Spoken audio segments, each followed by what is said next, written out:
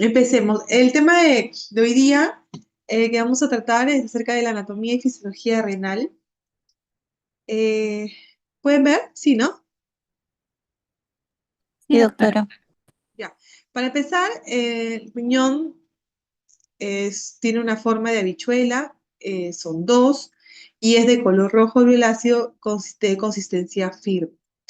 Las funciones básicamente van a ser las excretoras y las funciones hormonales. Las funciones excretoras tiene como finalidad la formación de la orina, la regulación química del medio interno en una homeostasis, ya sea hidroelectrolítica, ácido base, mineral ósea, y funciones hormonales como la síntesis, por ejemplo, de eritropoyetina, la síntesis y secreción de renina y la activación de la 25-hidroxivitamina D, que es la vitamina activa que favorece la reabsorción de calcio a nivel del túbulo renal. ¿Ok? Entonces tenemos funciones excretoras y funciones hormonales. Eh, Haciendo un resumen de la función renal, sabemos que el riñón se va a encargar de la regulación hidroelectrolítica, de la excreción de desechos metabólicos, de la excreción de sustancias bioactivas, de la regulación de la presión arterial, regulación de la producción de glóbulos rojos por la eritropoyesis y la eritropoyetina, que se secreta a nivel renal, y la regulación en la producción de vitamina D, que favorece la reabsorción de calcio y la eliminación de fósforo por la acción de la PTH, al igual que la gluconeogénesis que favorece a la síntesis de glucosa. ¿Ok? Acá nos falta también la secreción ácido o la regulación ácido-base. ¿Ok? ¿Cuáles son los requisitos para una buena función renal? Que haya un adecuado aporte de sanguíneo, una integridad anatómica y funcional y una vía urinaria permeable. Es por eso que cuando decimos que cuando hablemos de injuria renal aguda, este problema o este síndrome se va a dar cuando se altera cualquiera de estos tres factores, o el aporte sanguíneo, o la indemnidad anatómica y funcional del riñón, o una alteración de la probabilidad de la vía urinaria. Si vemos ahí a grandes rasgos, podemos observar que el riñón derecho se encuentra ligeramente, ¿okay?, más inferior que el riñón izquierdo, y eso, como habrán escuchado y habrán leído, se debe a la presencia del hígado. Aparte de eso, alguna otra característica anatómica importante es que cuando hablamos de la irrigación del riñón derecho, vamos a ver que el riñón derecho tiene una arteria y una vena mucho más larga que el riñón izquierdo, ¿ok? Y el riñón izquierdo, a su vez, tiene una irrigación arterial mucho más corta, como lo pueden evidenciar acá. ¿Pueden ver el mouse? Perdón, la flecha. Sí, sí se logra ver. Ok, entonces, ¿por qué es importante? Porque va a tener mucha mayor irrigación el riñón izquierdo que el derecho, porque la arteria renal es mucho más corta, o sea, el trayecto que tiene que atravesar es mucho menor, y por eso vamos a encontrar que una de las diferencias importantes es que el riñón izquierdo va a ser un poquito más rechonchito, más grande, más voluminoso que el riñón derecho, ¿ok? Y el riñón derecho obviamente va a estar mucho más hacia abajo, o sea, más descendido por la presencia del hígado. Cuando hablamos de peso, decimos que el riñón en el varón pesa aproximadamente entre 125 y 170 gramos y en la mujer de 115 a 155 gramos. Y las medidas de largo es 10 centímetros, de ancho son 5 a 7 centímetros y de espesor anteroposterior de 2,5 a 3. En resumen, es 12 por 6 por 3, es el valor que deberíamos memorizar del riñón.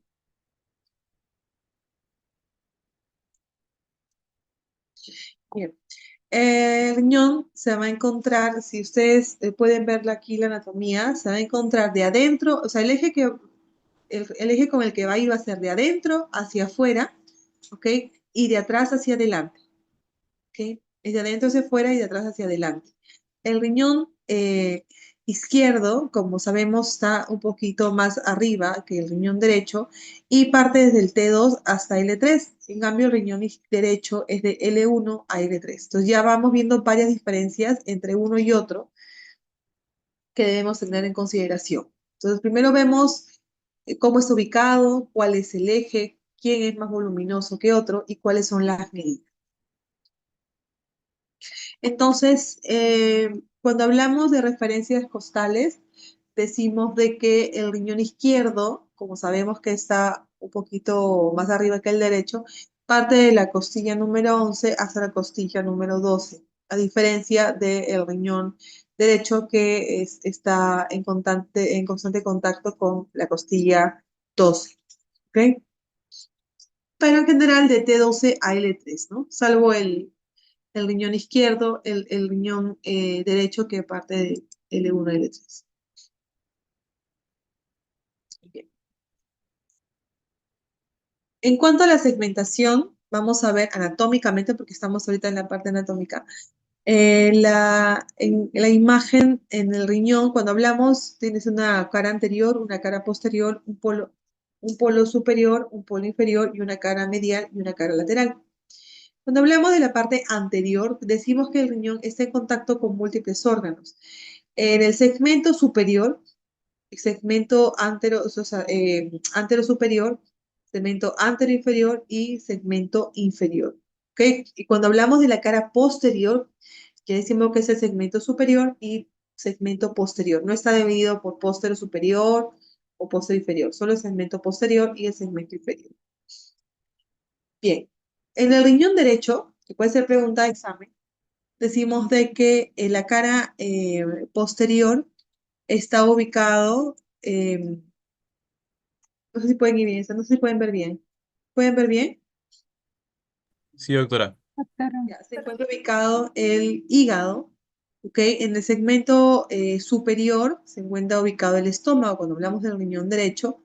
En el segmento posterior, o sea, todo esto es la cara posterior, ¿ok? Está el estómago, está ubicado el hígado, está en el segmento inferior, va a estar ubicado el colon, ¿ok? La flexura hepática del colon. Y cuando hablamos del riñón derecho, en la cara anterior, a ver que está ubicado el estómago, está ubicado la glándula suprarrenal, va a estar ubicado el estómago, ¿ok? Va a estar ubicado el vaso, ubicado el páncreas, ¿ok? El colon descendente y va a estar ubicado el yeyuno. Y en la cara posterior van a estar ubicadas las costillas, en mayor porcentaje, el músculo diafragmático también.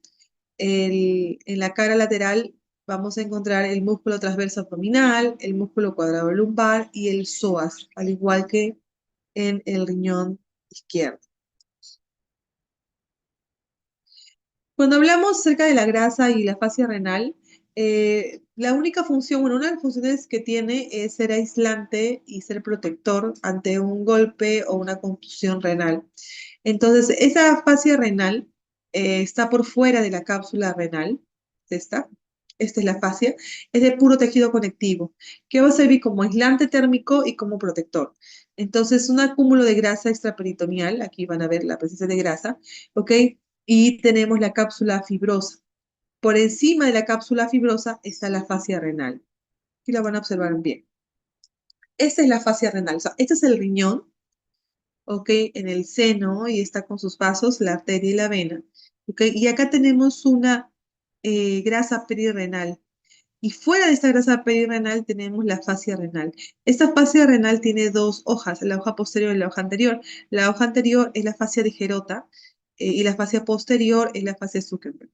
Igual está compuesta por tejido conectivo que se va a encargar de cubrir a todo el riñón porque va a servir como aislante térmico, o sea, obviamente junto con la grasa, va a servir de protector y de fijador.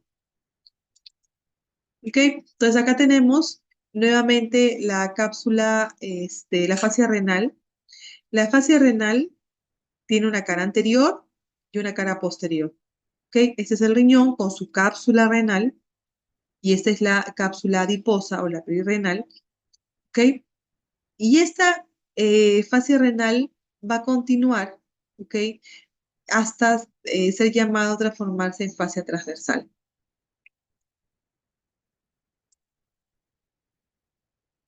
Igual, Esta es la grasa, la fascia anterior, la fascia posterior, y aquí está la fascia interreno-renal, que es la que se va a encargar de cubrir la glándula suprarrenal. El hilo renal, que es esta imagen en el centro del riñón, ¿ok?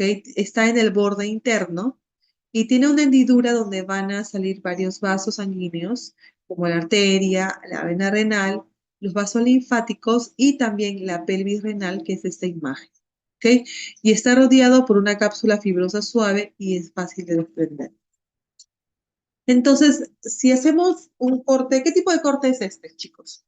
¿Es un corte transversal, longitudinal o coronal? ¿Alguna idea? Coronal. Coronal, doctor. Coronal, exacto, ya. Entonces, en el corte coronal, nosotros vemos que el riñón está compuesto de una corteza y una médula, ¿cierto? Esta es la corteza renal, como lo evidencia acá, y esta es una médula renal que está compuesta porque vamos a iniciar. La corteza renal está compuesta básicamente por glomérulos y la médula renal está compuesta por varias, varios órganos pequeños. Por ejemplo, la pirámide renal, que es esta, que tiene esta forma de una pirámide, y tienes la columna, ¿cierto? Las columnas renales o columnas de Bertini, ¿ok? Entonces, esta es la pirámide y esta es la columna de Bertini. ¿Ok? Todo esto está formado en la médula renal. Este de aquí, dentro de la médula, está el seno renal. Aquí están los cálices mayores, los cálices menores, los cálices mayores. La unión de estos cálices menores forma los cálices mayores y la unión de los cálices mayores, la pelvis renal. ¿Ok? Todo esto está dentro del seno renal. Recuerden, todo esto es el seno renal y está dentro de la médula renal. ¿Ok? Entonces, disculpen, cuando hablamos de la corteza renal, decimos que es la zona más externa y más pálida. El espesor es de 10 milímetros y se prolonga hacia las columnas, hacia la médula, que son las columnas de Bertini, que es lo que les acabo de comentar. Y la médula, en cambio, es una zona media interna y oscura. Está dividida por 8 y 18 pirámides renales. Esa es la médula. Cada pirámide renal, 8 y 18, está formado y forman la médula renal. ¿Ok?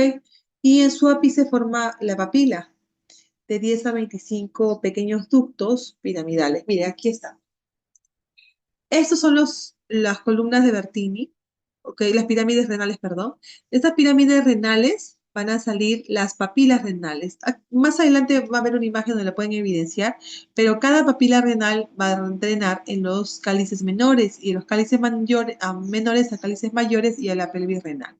Entonces acá dice, cada zona interna en la misma médula, cada zona interna y oscura y está dividido por 8 18 pirámides renales, ¿ok? Y bueno, en su ápice forman la papila. Aquí está en el ápice, llegan a formar la papila y la papila llegan a drenar a los cálices menores. ¿Ok? En cuanto a la irrigación renal, sabemos de que hay una arteria renal única, aunque pueden haber algunas otras más, inclusive doble o tres. Es más frecuente que encuentres doble arteria renal.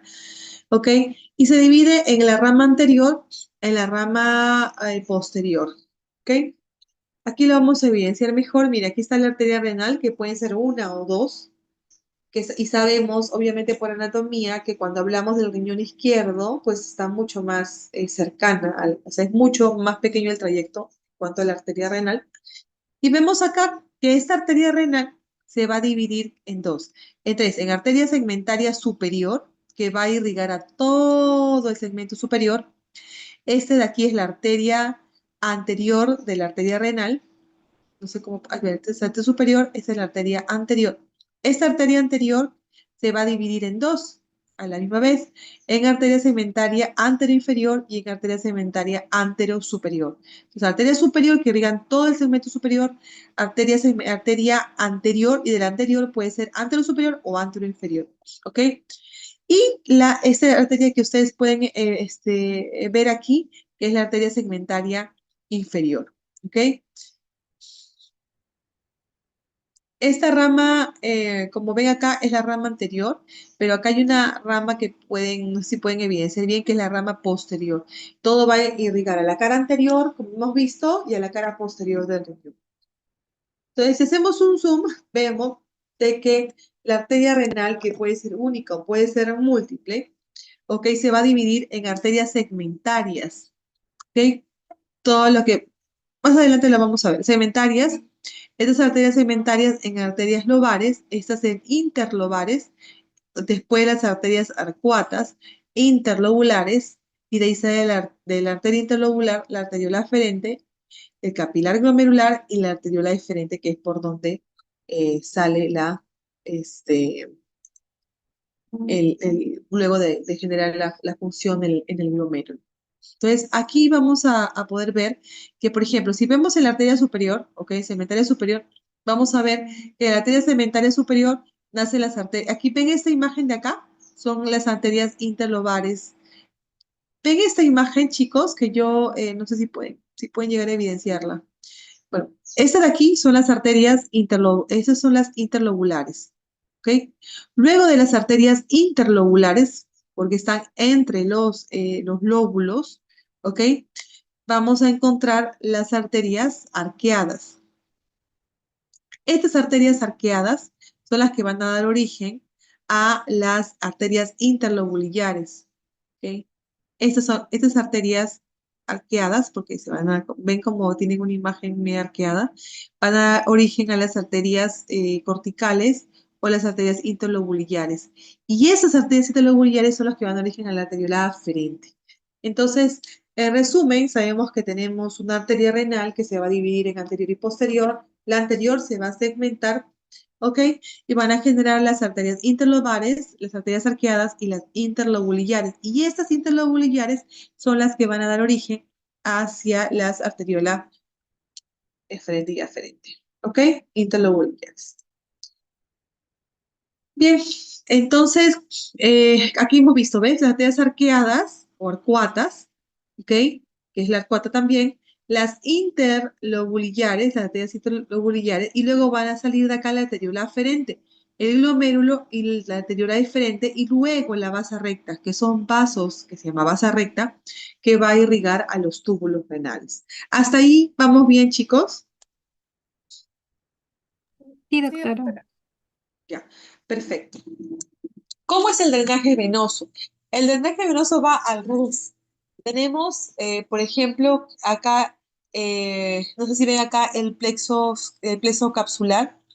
Igual, como si fueran, eso es como si fueran las interlobulares y como si fueran las arterias aferentes y eferentes, van a los túbulos, ¿no es cierto? En las arterias, todo empieza a nivel tubular, con las arterias aferentes, ¿ok? Y la base recta. Una vez que tienes la base recta, todo va a regresar. De la base recta va a formar los capilares interlobulares y luego va a llegar a generar, como las venas acuatas, van a ir al plexo capilar, porque hay un plexo capilar, y del plexo capilar van a drenar en la vena renal y de la vena renal van a salir hacia la vena cava.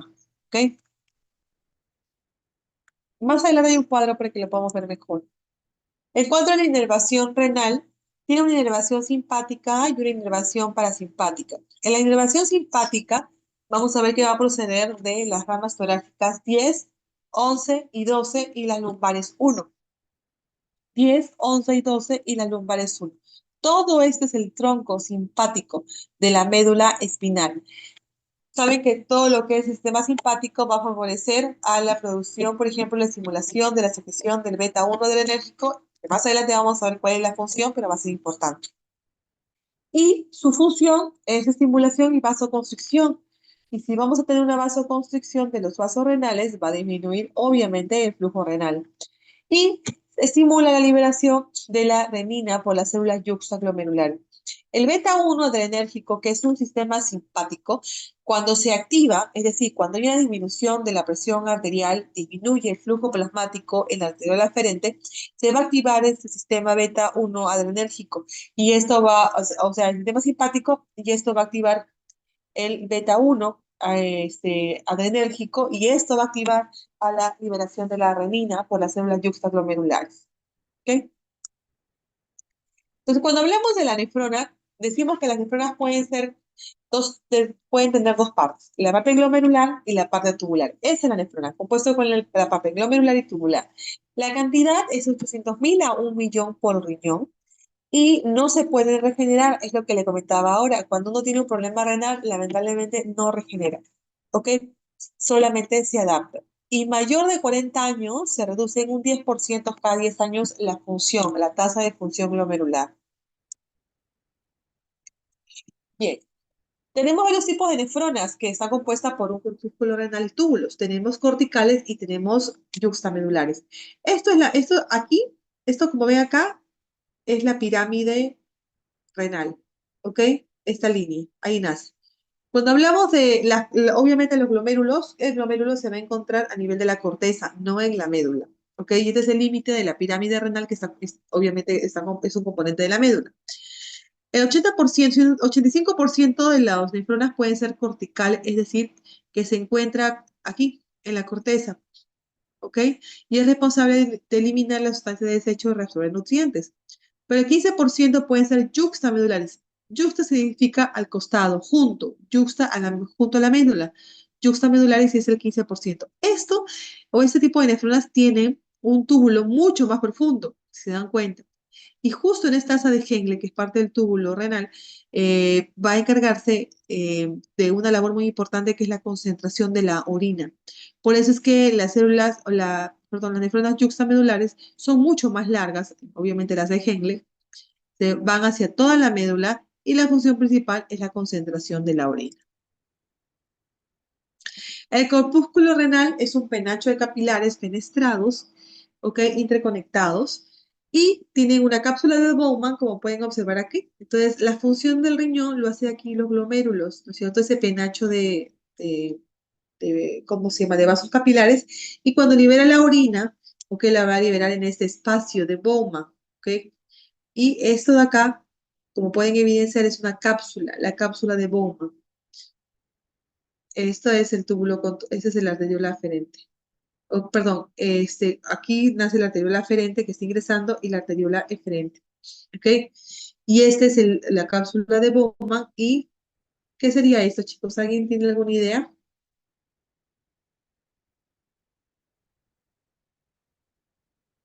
¿Alguien tiene una idea que sigue de acá? El túbulo contorneado Proximal. proximal. ¿Ok? Entonces, el río sanguíneo del riñón es el 20% del gasto cardíaco, es el 20% de todo el gasto cardíaco, que aproximadamente es 1.200 mililitros por minuto, llega a nivel de la arteria renal. ¿Ok? Y hay dos penachos capilares, los glomérulos y los peritubulares. Una de las funciones del riñón que les había comentado es la filtración glomerular. Entonces, en etapas inicial de la formación de orina, depende mucho del flujo capilar glomerular, o sea, de la cápsula que se encuentra en la cápsula de Bowman, o cubierto por la cápsula de Bowman. Necesita la albúmina y las globulinas, que son excluidas por la barrera de filtración, y hay iones inorgánicos como el sodio, cloro, potasio, bicarbonato, y solutos orgánicos como por ejemplo la glucosa, la urea, aminoácidos y péptidos, que tienen muy bajo peso molecular y de concentración similar a la del plasma, y libremente pueden ser filtrados a nivel del glomérulo. ¿Okay? Y la tasa de filtración al día son más o menos 125 mililitros por minuto. Cuando tú vayas, la depuración de que tiene 24 horas, calculada o medida, igual es la tasa de filtración glomerular, ¿ok? Es aproximadamente de 125 mililitros por minuto. En cuanto a la barrera de filtración, que pregunto hoy día, tiene tres capas. Está el endotelio capilar fenestrado, está la membrana basal glomerular, la membrana basal glomerular, este es el epitelio que está fenestrado, tiene fenestra, huequitos, la membrana basal glomerular, y estos son los podocitos. ¿Ok? Los podocitos, los pedícelos, y aquí, donde dice D, es el diafragma, que va a favorecer a que no se filtren toxinas y no se filtren proteínas. ¿Ok? El endotelio fenestrado tiene un tamaño de poro que es de 70 a 100 nanómetros. Es una barrera física para las macromoléculas del plasma, es decir, Moléculas que pesan más de eso, tienen más de ese tamaño, más de 100, no van a poder ingresar. Y las células endoteliales presentan en el glucocáliz cargado negativamente. Es por eso que negativo se repele. Y por eso que la albúmina. ¿Sabe ahí cuánto mide la albúmina? ¿Cuánto pesa la albúmina?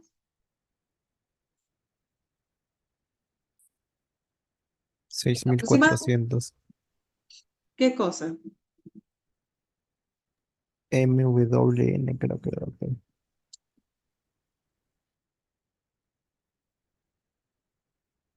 ¿Alguien, por favor, tiene esa idea de cuánto pesa la albúmina?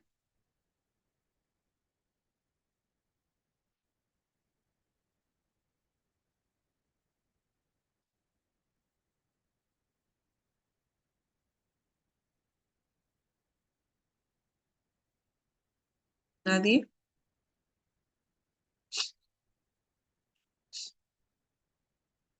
Doctora, 66.5 kilodaltos, ¿a eso se refiere? Exacto, 66 kilodaltos. Así, ese pesa la albúmina. ¿Ok? Bueno, y definitivamente, pues, no va a poder pasar por el poro. Entonces, y más aún es electronegativa. Entonces, se van a repeler y no va a poder pasar. Entonces, aquí la membrana basal está compuesta por la rara interna, la lamina densa y la rara externa. Y la composición de esta membrana basal, como lo comentamos, creo que en la tarde, tiene laminina, tiene colágeno tipo 4, colágeno tipo 5, tiene entactina, tiene glicoproteínas, proteoglicanos de parasulfato. ¿Y cuánto mide? De 30 a 35 nanómetros y poros de 8 nanómetros. ¿Ok?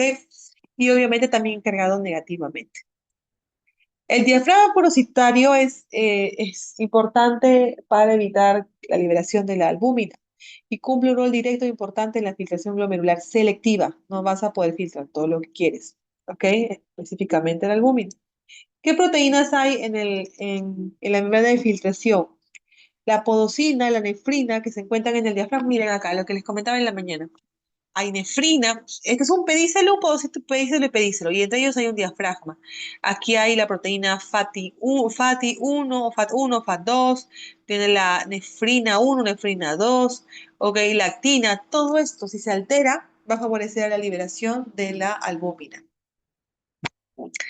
Cuando hablamos de los túbulos renales, decimos de que obviamente inicia cuando termina la cápsula de Bowman. Es una capa simple de tejido epitelial que va desde cilindro de cúbico a cilíndrico, ¿ok?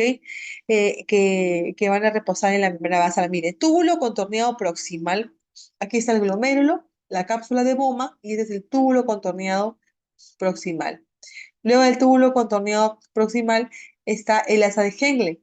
El asa de Henle descendente, ascendente delgada, ascendente gruesa, y termina en túbulo contorneado distal, ¿ok? Túbulo colector, y luego del túbulo colector, ¿hacia dónde se va? Hacia lo que hemos comentado que eran las papilas, ¿se acuerdan? Que van a todos terminar en los cálices menores. ¿Cuáles son los procesos básicos tubulares? Primero la filtración, que es un proceso donde va a filtrar agua, los solutos, todo lo que se encuentra en la sangre a través de la barrera de filtración, ¿ok? Y bueno, entran al espacio de Bowman. La secreción son todas las sustancias en movimiento, citosol, células epiteliales que van al lumen tubular. O sea, el proceso de filtración es todo el plasma, todas las sustancias del plasma que van a pasar a la cápsula de Bowman. Y la secreción, en resumen, es todo lo que va a salir hacia el lumen tubular. La reabsorción es cualquier sustancia del lumen. Es una que capa epitelial al intersticio y van a los vasos capilares. Esta reabsorción se da a nivel tubular, ¿ok? Ese movimiento que hay de un soluto del epitelio, del túbulo, obviamente, ¿ok? Al intersticio y hacia los vasos capilares. Aquí también puede haber otro tipo de funciones. La excreción, que es la salida de las sustancias tóxicas del cuerpo. La síntesis, que contribuye a partir de precursores moleculares. Y catabolismo, que son sustancias que se descomponen en componentes moleculares mucho más pequeños. Entonces, esta es tu cápsula de Bowman. Esta es la cápsula de Bowman, donde es el penacho glomerular. ¿ok? Y aquí en la cápsula de Bowman y el espacio de Bowman, vamos a tener que se va a unir, como pueden observar aquí, de la arteriola. Mire, aquí está la arteriola aferente, el glomérulo, donde se genera todo a través de la membrana la membrana de filtración glomerular, ¿no es cierto? Se va a generar pues la salida de ciertas sustancias, ciertos solutos, sodio, agua, etcétera, y van a pasar a la cápsula de Bowman. La cápsula de Bowman es parte casi del túbulo, porque de ahí inicia el túbulo proximal, ¿ok? Hasta que pueda favorecer la eliminación. Entonces aquí van a observar lo mismo, miren, la parte arterial y la parte tubular. Esta es la arteriola aferente, el glomérulo, la arteriola eferente, ¿ok? Aquí tenemos la cápsula renal y aquí tenemos la cápsula de Bowman. Esa cápsula de Bowman va al túbulo proximal, asa descendente gruesa de Henle, descendente delgada y ascendente gruesa de Henle. Va hacia el túbulo distal, túbulo colector y sal. En cuanto a la arteria, termina la arteriola eferente, que va a los capilares peritubulares, miren, va alrededor de los túbulos. Y esto va a ser importante. ¿Por qué cree que es importante que haya una buena irrigación a nivel peritubular? ¿Alguien tiene alguna idea?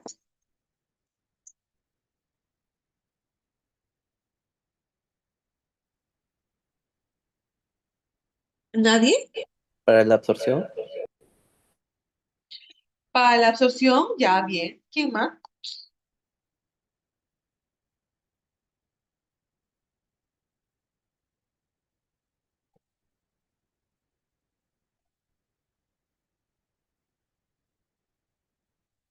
Aparte, Para inter- permitir la secreción, ¿cómo? para la secreción, Bueno, para la función tubular. Ajá, ¿alguien más tiene alguna idea?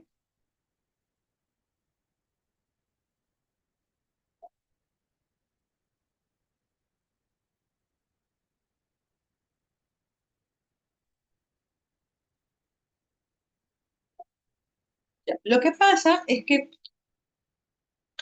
ustedes se van a dar cuenta, igual más adelante lo vamos a ver, que los túbulos o el túbulo tiene muchas bombas, ¿cierto? O muchos tipos de transporte, tanto activos como pasivos. En este caso, los activos requieren ATP para funcionar. Obviamente, ATP necesita oxígeno. Por eso que es importante la irrigación a nivel de los capilares tubulares, porque van a favorecer oxígeno para que puedan funcionar las bombas con ATP y pueda haber función. Cuando tenemos un paciente con una insuficiencia renal aguda, esas bombas no funcionan porque obviamente no hay una irrigación adecuada en los capilares peritubulares. Y al no haber una irrigación adecuada, no va a haber oxígeno.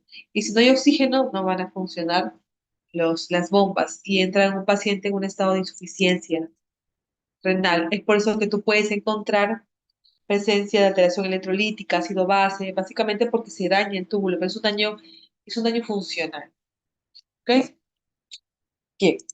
Sabemos que el transporte tubular son transportes pasivos con una difusión simple, difusión facilitada y difusión a través de canales o poros, y activos como por ejemplo anión, en contra del gradiente eléctrico y requieren sí o sí fuente de energía.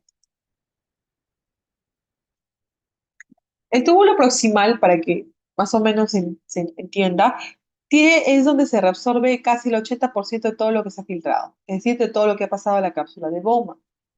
Tiene microbiosidades apicales y la membrana vasolateral, son casi cúbicas en realidad, y tiene varios tipos de porciones, la porción tortuosa o la parte convoluta y la parte recta. ¿Ok? En este túbulo se va a resolver, miren todo lo que se reabsorbe. Se resuelve agua en el 90% de los casos, el sodio, el cloro, ¿no es cierto? Y todo eso sale de la cápsula de Bowman. En cuanto a la histología, es un epitelio cúbico simple, tiene una membrana citoplasmática, como ven acá, y acá tiene un ribete en cepillo, ¿ok? Más de 20 veces de la superficie apical, tiene una superficie lateral, que es lo que van a observar acá, que son numerosos pliegues también, y un complejo de interdigitación. Y tiene un núcleo único, ¿ok? Y el citoplasma está compuesto por el aparato de Golgi. Este es un núcleo único y acá por el aparato de Golgi. Está compuesto por las mitocondrias largas en forma de bastón, no se puede evidenciar, y numerosos lisosomas apicales, estas de acá, como si fueran unas vacuolas. En el túbulo proximal se va a reabsorber, como dije, casi el 80% de todo lo que está filtrado, 60-70% de cloro y agua, 90% de bicarbonato, glucosa, aminoácidos, fósforo, urea, ácido úrico, calcio, magnesio. Y se va a secretar a la luz o al lumen aniones de urato, cationes orgánicos y fármacos unidos a proteínas. En el asa de Henle, tenemos que el túbulo proximal lleva a una rama descendente delgada de Henle, que es lo que pueden ver acá. Rama descendente delgada, rama ascendente delgada y rama ascendente gruesa. ¿Ok? Entonces acá tenemos esta paz, que es la paz recta, y la paz convoluta. El asa de Henle reabsorbe aproximadamente el 15-25% del sodio que se ha filtrado. Los mecanismos es de contracorriente y esto va a generar un medio hipertónico a nivel de la médula. ¿Ok? La rama delgada ascendente es altamente permeable al agua, es decir, va a favorecer a la reabsorción de agua, ¿ok? Pero aumenta la absorción activa de sodio, ¿ok? Y en la rama, en el túbulo descendente, en el túbulo distal, tiene un túbulo contorneado distal, como pueden ver aquí, ¿ok? De la arteriola, esta es la aquí, es la arteriola aferente, ingresa, ¿ok? Es de la cápsula de Bowman, túbulo contorneado proximal con sus dos paz convoluta y paz recta. El asa descendente delgada de Henle, ascendente delgada y ascendente gruesa de Henle, y tenemos el túbulo distal. El túbulo distal está compuesto, obviamente, por un túbulo contorneado distal y un túbulo colector. ¿Ok? El túbulo contorneado distal absorbe aproximadamente el 10% al 15% de agua y cloruro de sodio 5% por mecanismo contracorriente. Y aquí es donde activa la PTH. Les comenté en la mañana que tiene mucho que ver con el equilibrio del calcio y fósforo. Y aquí es importante lo de acá un poquito, tener en cuenta que el aparato yuxtaglomerular. ¿Alguien ha leído acerca del aparato yuxtaglomerular? Chicos,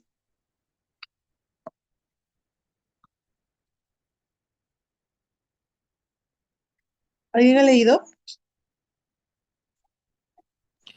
Para la progresión de la renina. A ver, ¿cómo está compuesto el aparato yuxtaglomerular? A ver, ¿alguien que pueda responder?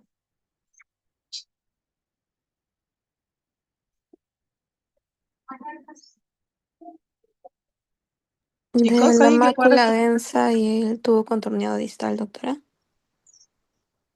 ¿Qué más? Está compuesto por tiene tres componentes. ¿Cuáles son?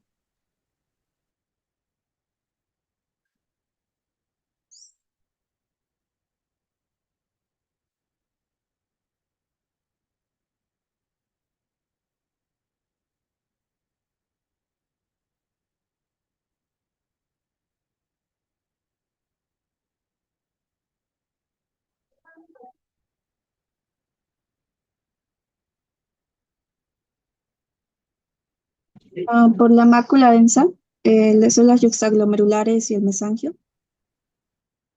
Ya. ¿Y qué más?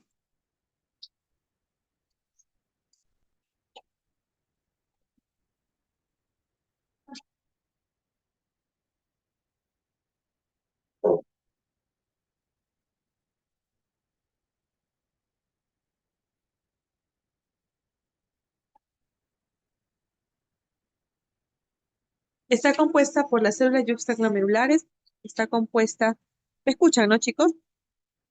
Sí, doctora. Por las células de la mácula densa y está compuesta por las células mesangiales. Bien. ¿Alguno de ustedes sabe cuál es la función, por ejemplo, de las células yuxtaglomerulares? La secreción de renina. La Son las secreción que de producen renina, la ok. renina. ¿Pero qué estimula esa secreción de renina? ¿Se acuerda que habíamos hablado acerca de los receptores beta 1 adrenérgicos? Esos receptores beta 1 adrenérgicos son los que pueden ver, sensan la presión. Si la presión baja, ok, se activa los receptores beta 1 adrenérgicos para generar más vasoconstricción. Entonces, el primer estímulo para secretar la renina por las células yuxtaglomerulares, sabemos de qué es la activación del beta 1 adrenérgico. Segundo, ¿cuál es el segundo estímulo para esto? La ¿Alguien sabe? ¿Alguien ha vasoconstricción. leído? La Ya, vasoconstricción. ya. Primero es la presión sanguínea, ¿ok? La segunda es la activación de los receptores beta 1 adrenérgicos, ¿cierto? ¿Qué más? Falta uno.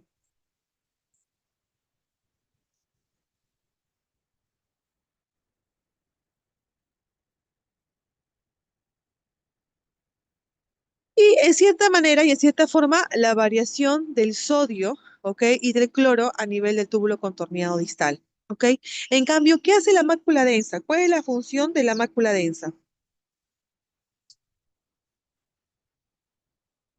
La función de la mácula densa, chicas o chicos, solamente es la secreción. O sea, lo que hace es censar. Censa a nivel del túbulo contorneado distal el cloro. Y al censarlo, o lo sensa, ve que va a haber que hay algún tipo de alteración, una disminución, cuando hay una disminución de la presión arterial, y va a estimular a que las células yuxtaglomerulares generen gran cantidad de renina. Y al final, si secreta renina, se activa el sistema renina-angiotensina-aldosterona y favorece la reabsorción de sodio y de agua. Entonces, en resumen, ¿qué ocurre? Cuando tú tienes, por ejemplo, un estado de hipovolemia, porque no sé, en ese momento te dio, pues, no sé, diarrea, ¿no? No consumiste agua y entraste en un estado de hipovolemia. Obviamente, no una hipovolemia como un sangrado, porque ahí sí se activaría. El feedback túbulo glomerular o esta aparato yuxtaglomerular actúa siempre, constantemente, en cualquier momento, ¿ok? Entonces, cuando tú tienes, por ejemplo, eh, una hipovolemia o disminución del sodio y del cloro, esta hipovolemia va a ser censado, o sea, va a ir menor cantidad de volumen sanguíneo a la arteriola aferente, al glomérulo y a la arteriola eferente, ¿ok? Y obviamente va a ir mayor cantidad de volumen de sodio y de cloro a nivel del túbulo contorneado proximal, túbulo contorneado distal, porque no va a haber poca filtración y túbulo contorneado distal. En el túbulo distal va a haber menos cantidad de cloro y de sodio que van a pasar por allí porque estás en un estado de hipovolemia, va a haber menos filtración. Entonces, cuando ingresa o cuando llega menos cantidad de cloro, eso va a ser censado por la mácula densa, ¿ok? La mácula densa lo que va a hacer es censar y va a activar mediante unos transmisores, ¿ok? La activación de las células yuxtaglomerulares. Y esto va a activar y generar que se libere renina. Esta renina lo que va a hacer es activar el sistema renina-angiotensina-aldosterona. Y la aldosterona va a reabsorber sodio y agua a nivel del túbulo contorneado distal. ¿Ok? Y a la vez, es angiotensinógeno 2, porque se va a generar renina-angiotensina-aldosterona. La angiotensina 2 va a ser un potente vasoconstrictor a nivel de la arteriola eferente. De tal forma que si yo tengo un vasoconstrictor a nivel de la arteriola eferente, que es la salida, ¿ok? Va a favorecer a mayor presión intraglomerular y mejor filtración. Sé que es un poco complicado explicárselos si no es persona con pizarra, pero ya poco a poco iremos explicando lo menos a los del grupo. Entonces, esa es la función básicamente del sistema, la mácula densa y el aparato yuxtaglomerular. Caso contrario es, por ejemplo, cuando tú tienes o ese día comiste, no sé, una comida muy copiosa, con mucha sal, una parrilla, qué sé yo, mi volumen, ¿ok? Mi volumen plasmático renal va a ser mayor, porque obviamente voy a restringir sodio y agua, voy a tener mucho mayor volumen. Y va a haber más cantidad de volumen que va a llegar a nivel de la arteriola, perdón, a nivel va a haber mayor filtrado glomerular y va a haber mayor cantidad de volumen que va a ingresar a la arteriola aferente. Entonces, obviamente, si aumenta mi volumen, voy a tener más filtrado y me voy a deshidratar más, y eso que he consumido mucha cantidad de sal. Entonces, ¿qué ocurre en esos casos? Se activa un mediador que se llama adenosina, que favorece a la vasoconstricción. Esa vasoconstricción va a ser muy importante porque esta adenosina favorece a que disminuya el diámetro de la arteriola aferente, y de esa manera no aumenta la presión intraglomerular y genera prostaglandina, que va a disminuir también la vasoconstricción, o sea, va a dilatar la arteriola eferente, de tal forma que el filtrado glomerular va a regularse. Entonces, esa vasoconstricción y vasodilatación entre la arteriola aferente y eferente es muy importante para mantener una tasa de filtración glomerular de 125 mililitros por minuto. ¿Ok?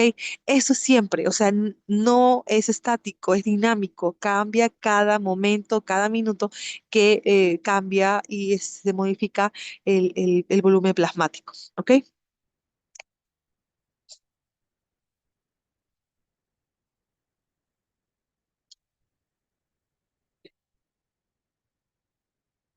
Bien.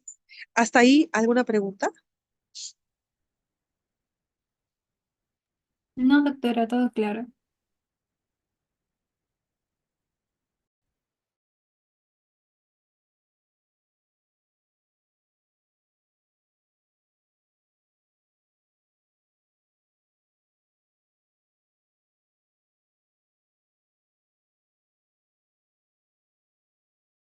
Espérenme, por favor, un minutito.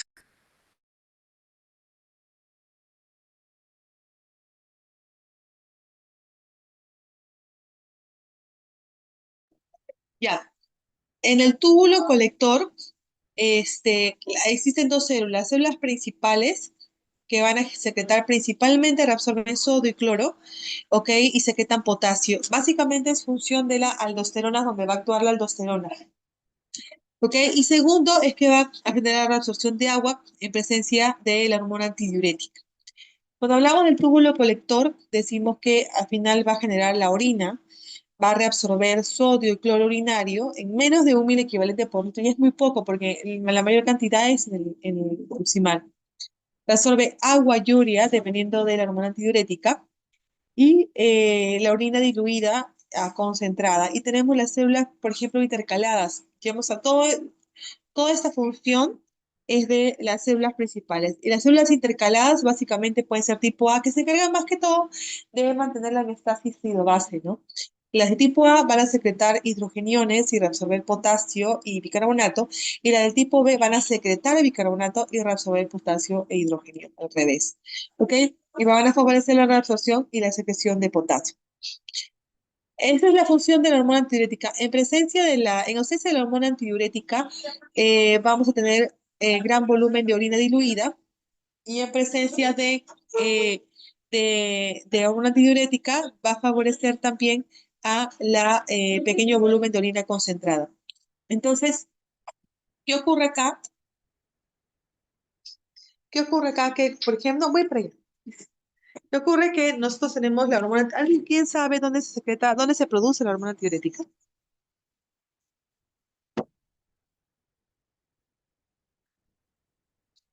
¿Alguno de ustedes, chicos, sabe dónde se produce la hormona antidiurética? La hipófisis. En la adenopófisis. ¿En la adenohipófisis? En el ¿En el hipotálamo. hipotálamo? ¿En la, ajá, ¿dónde? ¿En ¿Alguien lo el dijo? hipotálamo? En el hipotálamo, ¿no es cierto? ¿Y dónde se almacena? En la hipófisis. Neurohipófisis.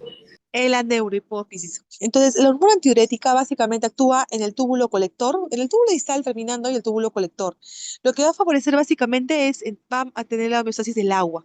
Entonces, cuando tú tienes, por ejemplo, la hormona antidiurética está presente, tú vas a reabsorber gran cantidad de agua, ¿ok?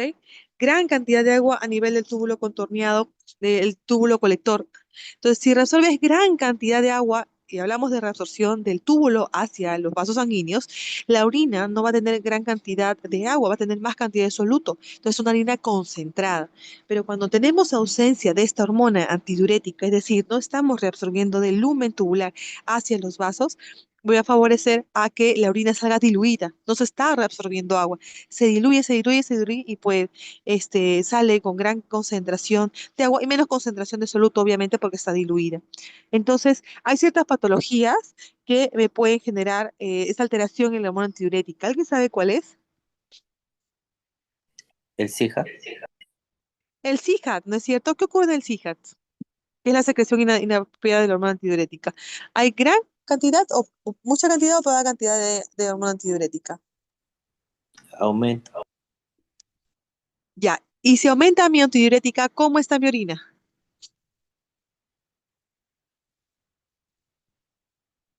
Concentrada. Está concentrada. ¿Qué otra patología saben ustedes que puede generar que se altera la hormona antidiurética? La diabetes insípida. La diabetes insípida, ¿cierto? ¿Qué ocurre allí?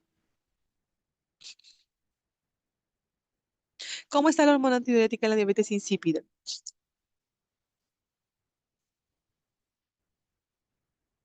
Está disminuida. ¿Ya? ¿Qué más?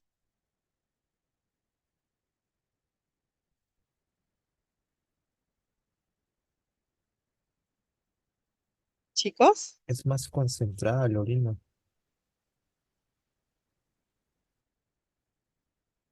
¿me escucho?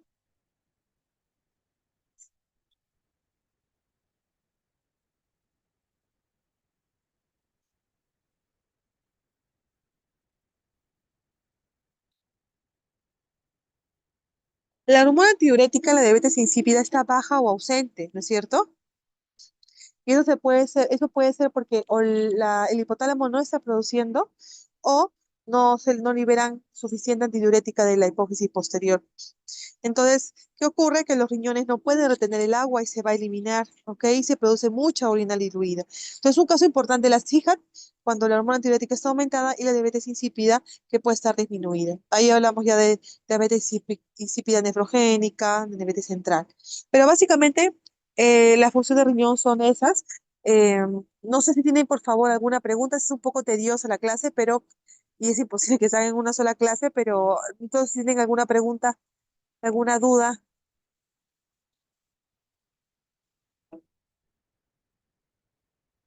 No, pero es que para repasar solamente.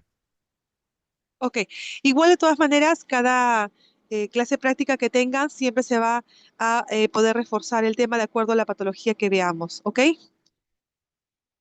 Bien, chicos, si no hay ninguna pregunta, igual si tienen alguna pregunta, por favor, con el delegado me la hacen saber y me la escriben por WhatsApp. Yo en cualquier momento lo respondo. Empecemos. El tema de hoy día que vamos a tratar es acerca de la anatomía y fisiología renal. ¿Pueden ver? Sí, ¿no? Sí, doctora. Ya. Para empezar, el riñón tiene una forma de habichuela, son dos, y es de color rojo violáceo de consistencia firme. Las funciones básicamente van a ser las excretoras y las funciones hormonales. Las funciones excretoras tiene como finalidad la formación de la orina, la regulación química del medio interno en una homeostasis, ya sea hidroelectrolítica, ácido base, mineral ósea, y funciones hormonales como la síntesis, por ejemplo, de eritropoyetina, la síntesis y secreción de renina y la activación de la 25-hidroxivitamina D, que es la vitamina activa que favorece la reabsorción de calcio a nivel del túbulo renal.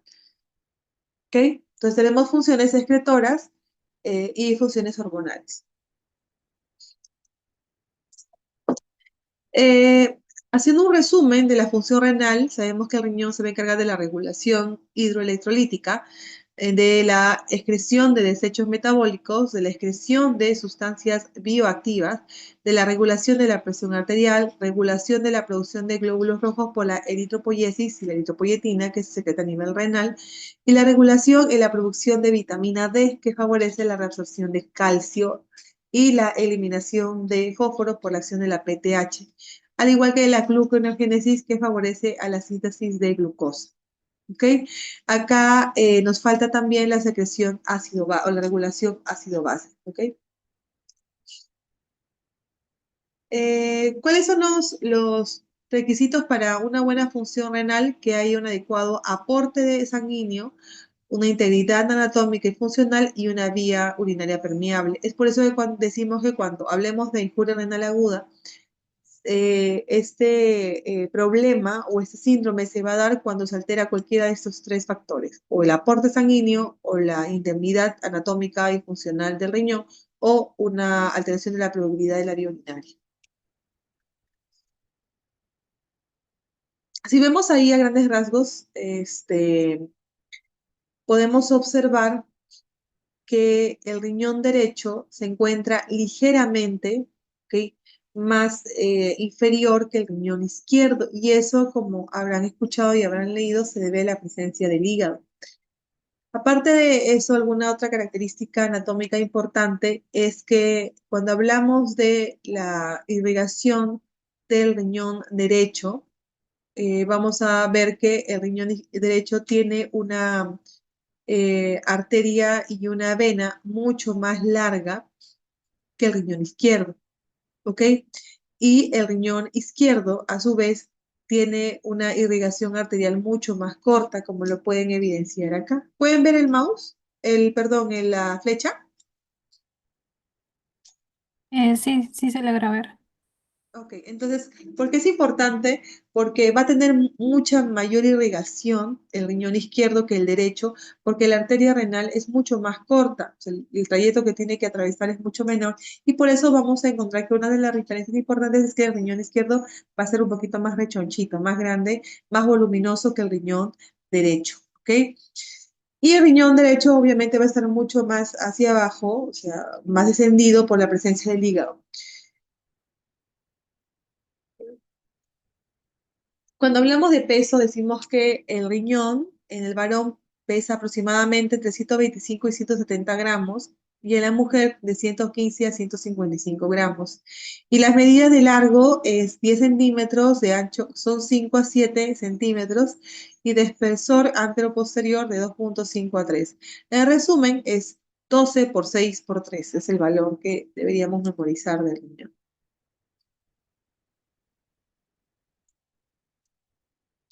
Bien. El riñón se va a encontrar, si ustedes pueden ver aquí la anatomía, se va a encontrar de adentro, o sea, el eje con el que va a ir va a ser de adentro hacia afuera, ¿ok? Y de atrás hacia adelante, ¿ok? Es de adentro hacia afuera y de atrás hacia adelante. El riñón izquierdo, como sabemos, está un poquito más arriba que el riñón derecho y parte desde el T2 hasta L3. En cambio, el riñón derecho es de L1 a L3. Entonces ya vamos viendo varias diferencias entre uno y otro que debemos tener en consideración. Entonces, primero vemos cómo está ubicado, cuál es el eje, quién es más voluminoso que otro y cuáles son las medidas. Entonces, cuando hablamos de referencias costales, decimos de que el riñón izquierdo, como sabemos que está un poquito más arriba que el derecho, parte de la costilla número 11 hasta la costilla número 12, a diferencia del riñón derecho que está en constante contacto con la costilla 12. ¿Ok? Pero en general de T12 a L3, ¿no? Salvo el riñón izquierdo, el riñón derecho que parte de L1 a L3. Bien. En cuanto a la segmentación, vamos a ver anatómicamente, porque estamos ahorita en la parte anatómica, en la imagen en el riñón, cuando hablamos, tienes una cara anterior, una cara posterior, un polo superior, un polo inferior y una cara medial y una cara lateral. Cuando hablamos de la parte anterior, decimos que el riñón está en contacto con múltiples órganos. En el segmento superior, el segmento antero superior, segmento antero inferior y segmento inferior. ¿Okay? Y cuando hablamos de la cara posterior, ya decimos que es el segmento superior y segmento posterior. No está dividido por póstero superior o póstero inferior, solo el segmento posterior y el segmento inferior. Bien, en el riñón derecho, que puede ser pregunta de examen, decimos de que en la cara posterior está ubicado, no sé si pueden ir bien, no sé si pueden ver bien. ¿Pueden ver bien?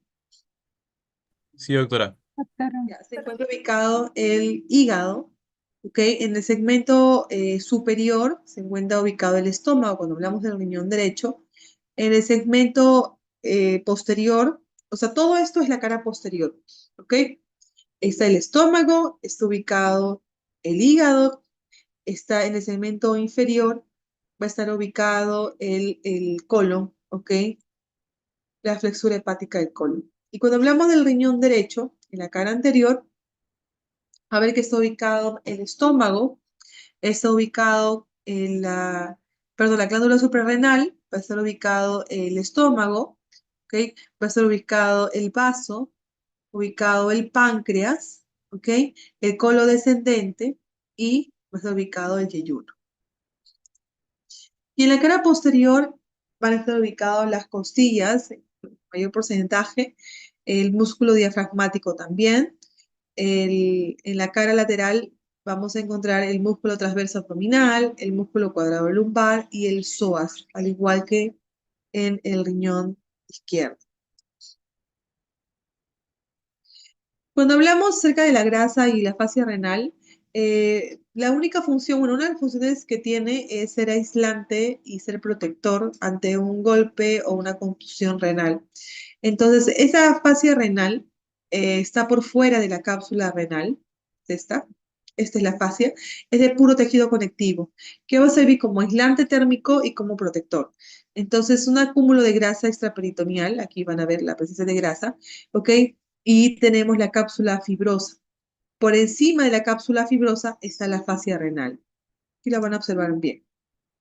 Esta es la fascia renal, o sea, este es el riñón, ¿ok? En el seno y está con sus vasos, la arteria y la vena, ¿ok? Y acá tenemos una grasa perirenal.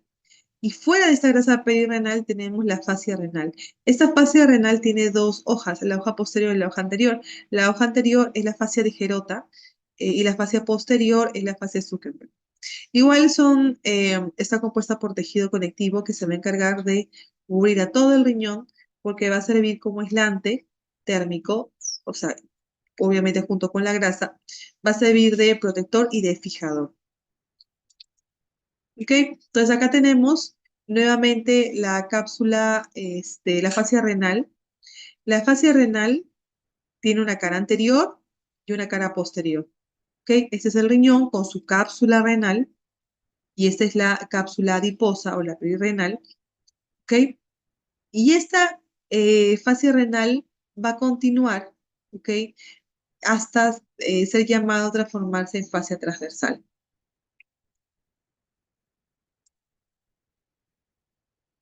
Igual, esta es la grasa, la fascia anterior, la fascia posterior, y aquí está la fascia interreno-renal, que es la que se va a encargar de cubrir la glándula suprarrenal. El hilo renal, que es esta imagen en el centro del riñón, ¿okay? Está en el borde interno y tiene una hendidura donde van a salir varios vasos sanguíneos, como la arteria, la vena renal, los vasos linfáticos y también la pelvis renal, que es esta imagen. ¿Okay? Y está rodeado por una cápsula fibrosa suave y es fácil de desprender. Entonces, si hacemos un corte, ¿qué tipo de corte es este, chicos? ¿Es un corte transversal, longitudinal o coronal? ¿Alguna idea? Coronal, doctor. Coronal, exacto, ya. Entonces, en el corte coronal, nosotros vemos que el riñón está compuesto de una corteza y una médula, ¿cierto?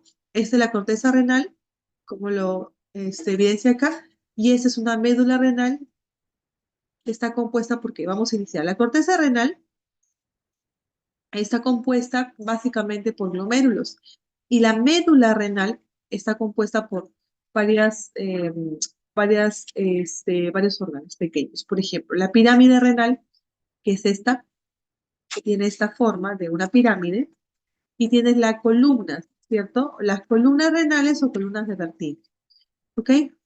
Entonces, esta es la pirámide y esta es la columna de Bertini. ¿Ok? Todo esto está formado en la médula renal.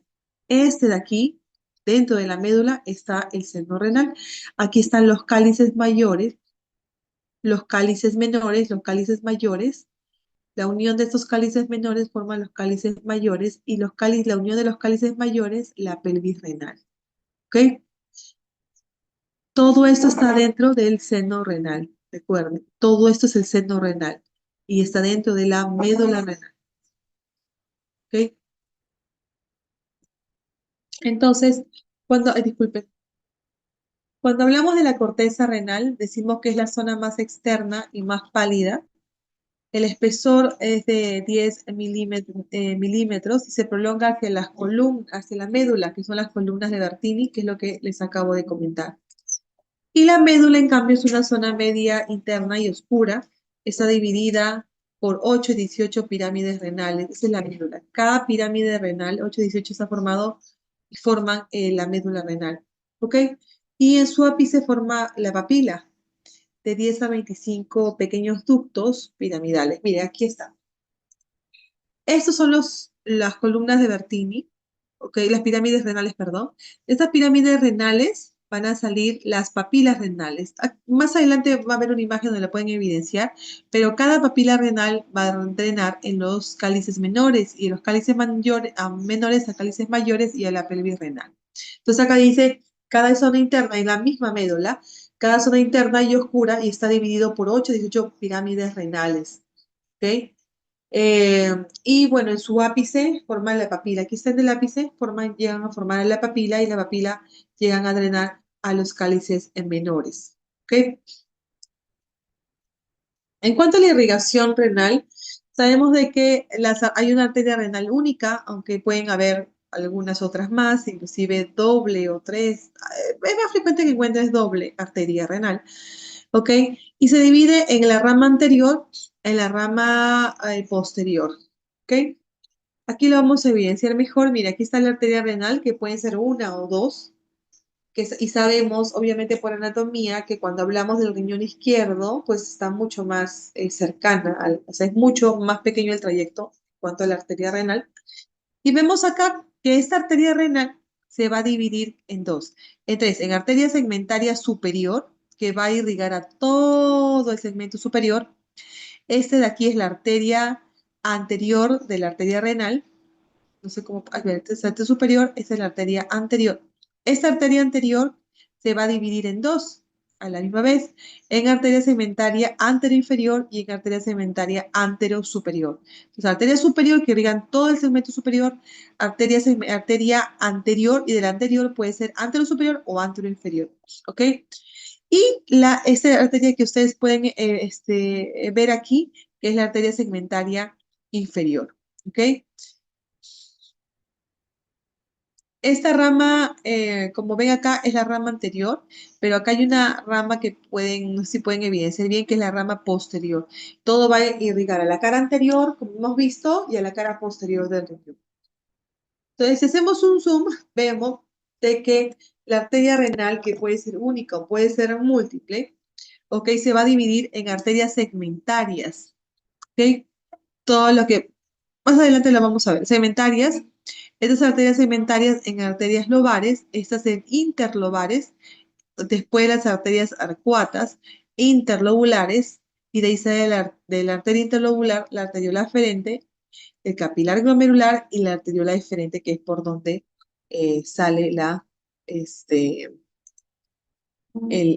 luego de generar la función en el glomérulo.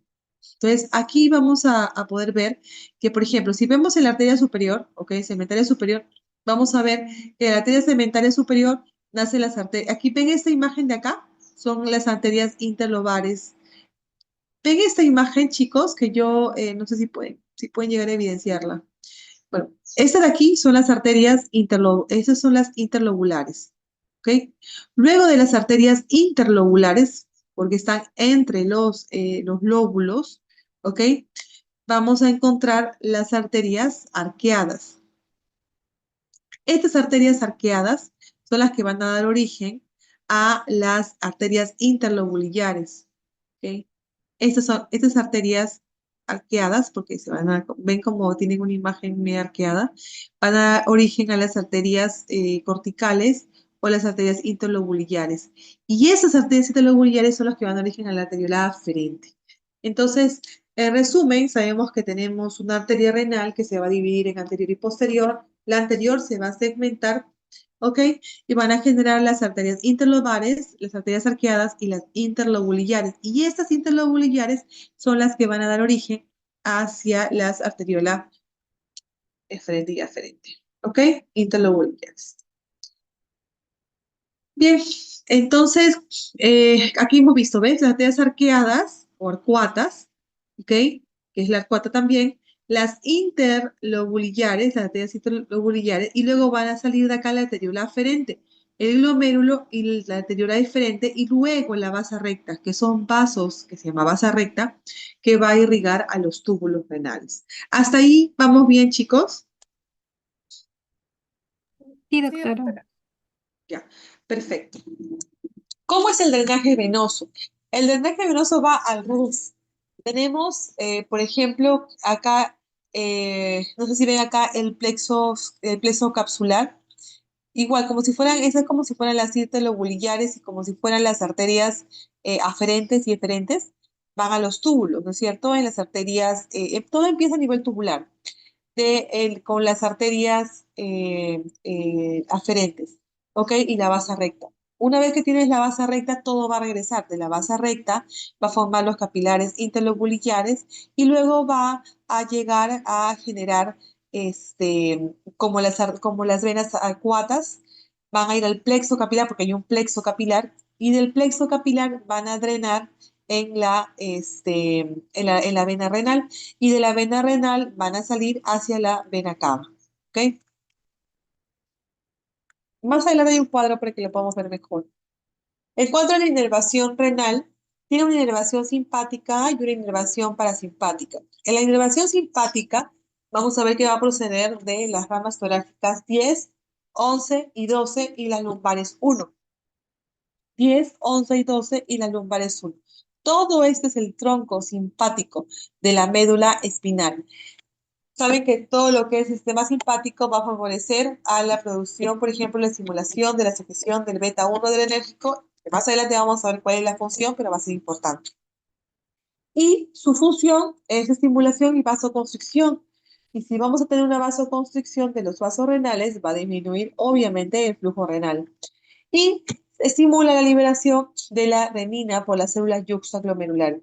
El beta 1 adrenérgico, que es un sistema simpático, cuando se activa, es decir, cuando hay una disminución de la presión arterial, disminuye el flujo plasmático en la arteriola aferente, se va a activar este sistema beta 1 adrenérgico.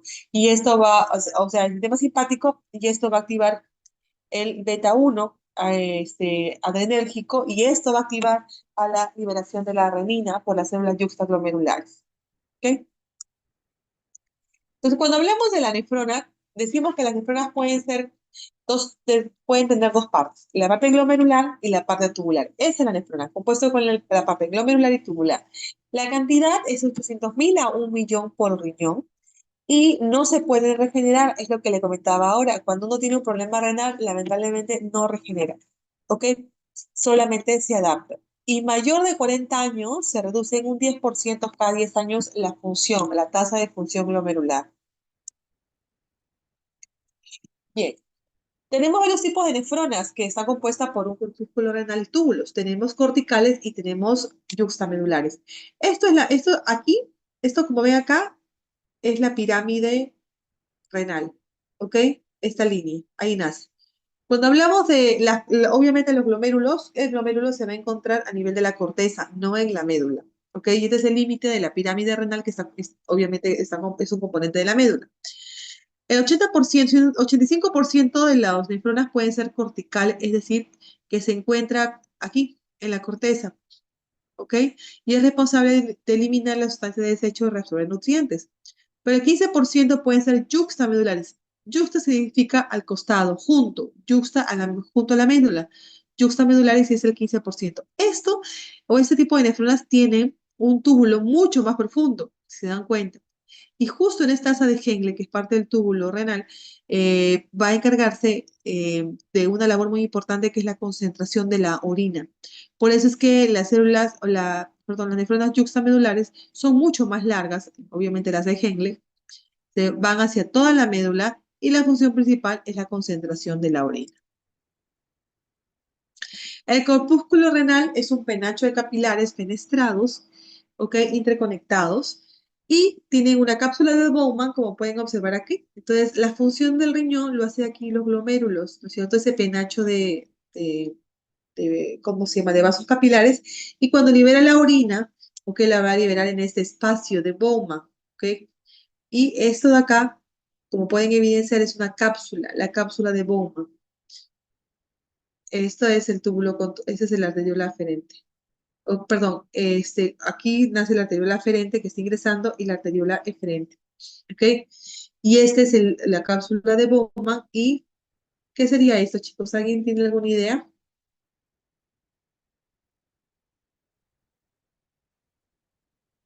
¿Alguien tiene una idea que sigue de acá? El túbulo contorneado Proximal. proximal. ¿Ok? Entonces, el río sanguíneo del riñón es el 20% del gasto cardíaco, es el 20% de todo el gasto cardíaco, que aproximadamente es 1.200 mililitros por minuto, llega a nivel de la arteria renal. ¿Ok? Y hay dos penachos capilares, los glomérulos y los peritubulares. Una de las funciones del riñón que les había comentado es la filtración glomerular. Entonces, en etapas inicial de la formación de orina, depende mucho del flujo capilar glomerular, o sea, de la cápsula que se encuentra en la cápsula de Bowman, o cubierto por la cápsula de Bowman. Necesita la albúmina y las globulinas, que son excluidas por la barrera de filtración, y hay iones inorgánicos como el sodio, cloro, potasio, bicarbonato, y solutos orgánicos como por ejemplo la glucosa, la urea, aminoácidos y péptidos, que tienen muy bajo peso molecular y de concentración similar a la del plasma, y libremente pueden ser filtrados a nivel del glomérulo. ¿Okay? Y la tasa de filtración al día son más o menos 125 mililitros por minuto. Cuando tú hayas la depuración de que tiene 24 horas, calculado a medida, igual te lo va, es la tasa de filtración glomerular, ¿ok? Es aproximadamente de 125 mililitros por minuto. En cuanto a la barrera de filtración, que pregunto hoy día, tiene tres capas. Está el endotelio capilar fenestrado, está la membrana basal glomerular, la membrana basal glomerular, este es el epitelio que está fenestrado, tiene fenestra, huequitos, la membrana basal glomerular, y estos son los podocitos. ¿Ok? Los podocitos, los pedícelos, y aquí, donde dice D, es el diafragma, que va a favorecer a que no se filtren toxinas y no se filtren proteínas. ¿Ok? El endotelio fenestrado tiene un tamaño de poro que es de 70 a 100 nanómetros. Es una barrera física para las macromoléculas del plasma, es decir, moléculas que pesan más de eso, tienen más de ese tamaño, más de 100, no van a poder ingresar. Y las células endoteliales presentan en el glucocáliz cargado negativamente. Es por eso que negativo se repele. Y por eso que la albúmina.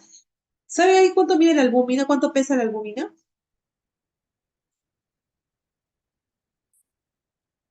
6.400 ¿Qué cosa? MWN, creo que era.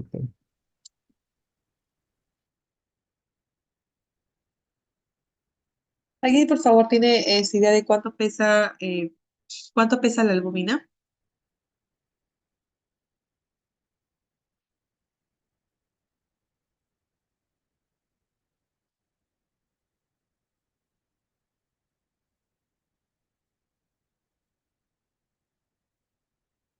¿Nadie?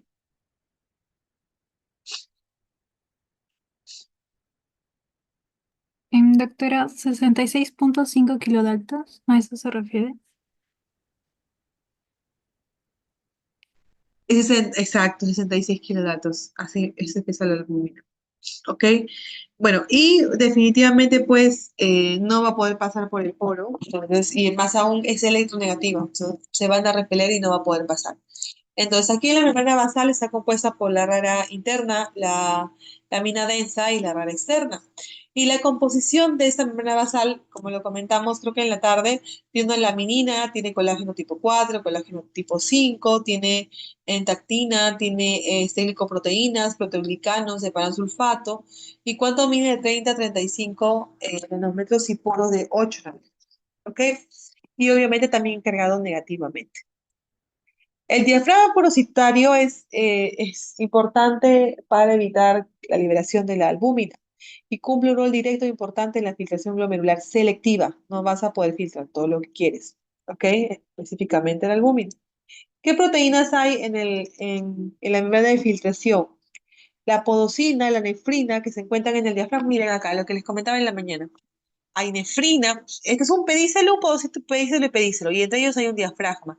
Aquí hay la proteína FAT1, FAT1, FAT2, tiene la nefrina 1, nefrina 2, ok, lactina, todo esto, si se altera, va a favorecer la liberación de la albúmina. Cuando hablamos de los túbulos renales, decimos de que obviamente inicia cuando termina la cápsula de Bowman. Es una capa simple de tejido epitelial que va desde cilindro cúbico a cilíndrico, ¿ok? Que van a reposar en la membrana basal. Mire, túbulo contorneado proximal. Aquí está el glomérulo, la cápsula de Bowman y este es el túbulo contorneado proximal. Luego del túbulo contorneado proximal está el asa de Henle. El asa de Henle descendente, ascendente delgada, ascendente gruesa, y termina en túbulo contorneado distal, ¿ok? Túbulo colector, y luego del túbulo colector, ¿hacia dónde se va? Hacia lo que hemos comentado que eran las papilas, ¿se acuerdan? Que van a todos terminar en los cálices menores. ¿Cuáles son los procesos básicos tubulares? Primero la filtración, que es un proceso donde va a filtrar agua, los solutos, todo lo que se encuentra en la sangre a través de la barrera de filtración. ¿Ok? Y bueno, entran al espacio de Bowman.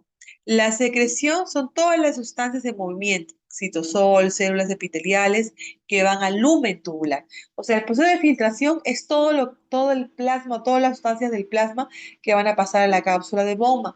Y la secreción, en resumen, es todo lo que va a salir hacia el lumen tubular. La reabsorción es cualquier sustancia del lumen. Es una capa epitelial al intersticio y van a los vasos capilares. Esta reabsorción se da a nivel tubular, ¿ok? Ese movimiento que hay de un soluto del epitelio, del túbulo, obviamente, ¿ok? Al intersticio y hacia los vasos capilares. Aquí también puede haber otro tipo de funciones. La excreción, que es la salida de las sustancias tóxicas del cuerpo. La síntesis, que contribuye a partir de precursores moleculares. Y catabolismo, que son sustancias que se descomponen en componentes moleculares mucho más pequeños. Entonces, esta es tu cápsula de Bowman. Esta es la cápsula de Bowman, donde es el penacho glomerular. ¿Ok? Y aquí en la cápsula de Bowman y el espacio de Bowman, vamos a tener que se va a unir, como pueden observar aquí, de la arteriola. Mire, aquí está la arteriola aferente, el glomérulo, donde se genera todo a través de la membrana la membrana de filtración glomerular, ¿no es cierto? Se va a generar pues la salida de ciertas sustancias, ciertos solutos, sodio, agua, etcétera, y van a pasar a la cápsula de Bowman. La cápsula de Bowman es parte casi del túbulo, porque de ahí se inicia el túbulo proximal, ¿ok? Hasta que pueda favorecer la eliminación. Entonces aquí van a observar lo mismo, miren, la parte arterial y la parte tubular. Esta es la arteriola aferente, el glomérulo, la arteriola eferente, ¿ok? Aquí tenemos la cápsula renal y aquí tenemos la cápsula de Bowman. Esta cápsula de Bowman va al túbulo proximal, asa descendente gruesa de Henle, descendente delgada y ascendente gruesa de Henle. Va hacia el túbulo distal, túbulo colector y sal. En cuanto a la arteria, termina la arteriola eferente, que va a los capilares peritubulares, miren, va alrededor de los túbulos. Y eso va a ser importante. ¿Por qué cree que es importante que haya una buena irrigación a nivel peritubular? ¿Alguien tiene alguna idea?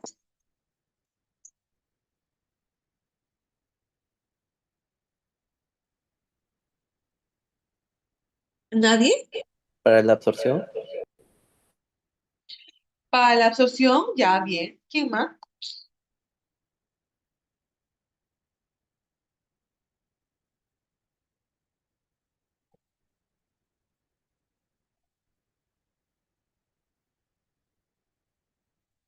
Aparte, Para inter, permitir la secreción.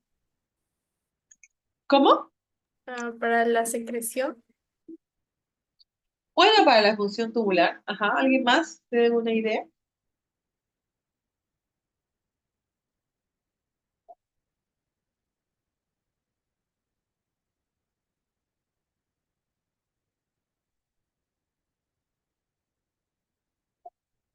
Ya. Lo que pasa es que ustedes se van a dar cuenta, igual más adelante lo vamos a ver, que los túbulos o el túbulo tiene muchas bombas, ¿cierto? O muchos tipos de transporte, tanto activos como pasivos. En este caso, los activos requieren ATP para funcionar. Obviamente, ATP necesita oxígeno. Por eso que es importante la irrigación a nivel de los capilares tubulares, porque van a favorecer oxígeno para que puedan funcionar las bombas con ATP y pueda haber función. Cuando tenemos un paciente con una injuria renal aguda, esas bombas no funcionan porque obviamente no hay una irrigación adecuada en los capilares peritubulares. Y al no haber una irrigación adecuada, no va a haber oxígeno.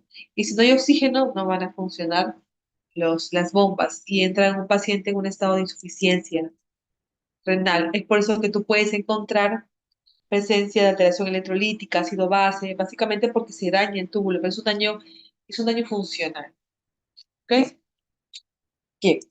Sabemos que el transporte tubular son transportes pasivos con una difusión simple, difusión facilitada y difusión a través de canales o poros, y activos como por ejemplo anión, en contra del gradiente eléctrico y requieren sí o sí fuente de energía. El túbulo proximal, para que más o menos se entienda, es donde se reabsorbe casi el 80% de todo lo que se ha filtrado, es decir, de todo lo que ha pasado a la cápsula de Bowman. Tiene microbiosidades apicales y la membrana vasolateral, son casi cúbicas en realidad, y tiene varios tipos de porciones, la porción tortuosa o la parte convoluta y la parte recta. ¿Ok? En este túbulo se va a resolver, miren todo lo que se reabsorbe. Se resuelve agua en el 90% de los casos, el sodio, el cloro, ¿no es cierto? Y todo eso sale de la cápsula de Bowman. En cuanto a la histología, es un epitelio cúbico simple, tiene una membrana citoplasmática, como ven acá, y acá tiene un ribete en cepillo, ¿ok?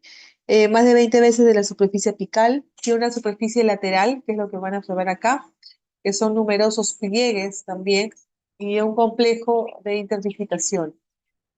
Y tiene un núcleo único, ¿ok? Y el citoplasma está compuesto por el aparato de Golgi, esto es un núcleo único, y acá por el aparato de Golgi, está compuesto por las mitocondrias largas en forma de bastón, no se puede evidenciar, y numerosos lisosomas apicales, estas de acá, como si fueran unas vacuolas. En el túbulo proximal se va a reabsorber, como dije, casi el 80% de todo lo que está filtrado, 60-70% de cloro y agua, 90% de bicarbonato, glucosa, aminoácidos, fósforo, urea, ácido úrico, calcio, magnesio. Y se va a secretar a la luz o al lumen aniones de urato, cationes orgánicos y fármacos unidos a proteínas. En el asa de Henle tenemos que el túbulo proximal lleva a una rama descendente delgada de Henle, que es lo que pueden ver acá. Rama descendente delgada, rama ascendente delgada y rama ascendente gruesa. ¿Ok? Entonces acá tenemos esta paz, que es la paz recta, y la paz convoluta. El ácido de Henle reabsorbe aproximadamente el 15 a 25% del sodio que se ha filtrado. Los mecanismos es de contracorriente y eso va a generar un medio hipertónico a nivel de la médula. ¿Ok? La rama delgada ascendente es altamente permeable al agua, es decir, va a favorecer a la reabsorción de agua, ¿ok? Pero aumenta la absorción activa de sodio, ¿ok? Y en la rama, en el túbulo descendente, en el túbulo distal, tiene un túbulo contorneado distal, como pueden ver aquí, ¿ok? De la arteriola, esta es la aquí, es la arteriola aferente, ingresa, ¿ok? Es de la cápsula de Bowman, túbulo contorneado proximal con sus dos paz convoluta y paz recta. El descendente delgada de Henle, ascendente delgada y ascendente gruesa de Henle, y tenemos el túbulo distal. El túbulo distal está compuesto, obviamente, por un túbulo contorneado distal y un túbulo colector. ¿Ok? El túbulo contorneado distal reabsorbe aproximadamente el 10% al 15% de agua y cloruro de sodio 5% por mecanismo contracorriente. Y aquí es donde activa la PTH. Les comenté en la mañana que tiene mucho que ver con el equilibrio del calcio y fósforo. Y aquí es importante lo de acá un poquito, tener en cuenta que el aparato yuxtaglomerular. ¿Alguien ha leído acerca del aparato yuxtaglomerular? Chicos,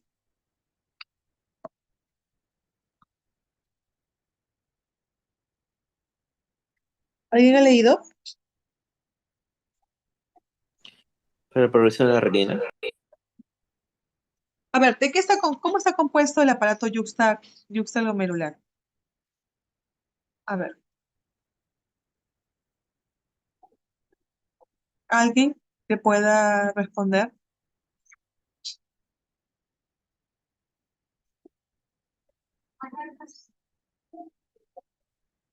De Chicos, la ¿alguien que pueda mácula responder? densa y el tubo contorneado distal, doctora. ¿Qué más? Está compuesto por tiene tres componentes. ¿Cuáles son?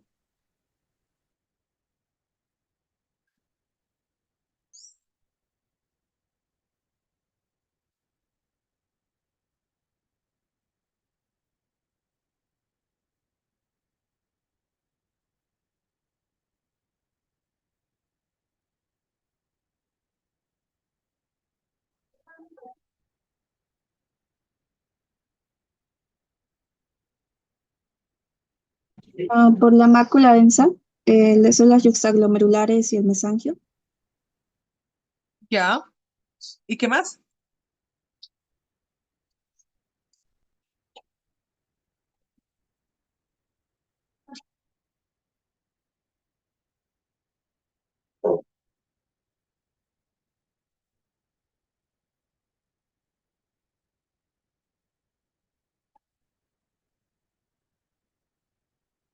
Está compuesta por las células yuxtaglomerulares, está compuesta, ¿me escuchan, no, chicos? Sí, doctora. Por las células de la mácula densa y está compuesta por las células mesangiales. Bien. ¿Alguno de ustedes sabe cuál es la función, por ejemplo, de las células yuxtaglomerulares? La secreción de renina. La Son las secreción que de producen renina, la ok. renina. ¿Pero qué estimula esa secreción de renina? ¿Se acuerda que habíamos hablado acerca de los receptores beta 1 adrenérgicos? Esos receptores beta 1 adrenérgicos son los que pueden ver, sensan la presión. Si la presión baja, ok, se activa los receptores beta 1 adrenérgicos para generar más vasoconstricción.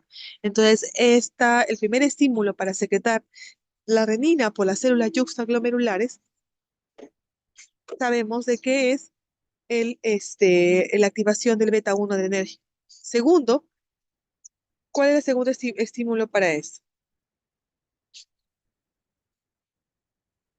La ¿Alguien sabe? ¿Alguien ha vasoconstricción. leído? La Ya, vasoconstricción. ya. Primero es la presión sanguínea, ¿ok?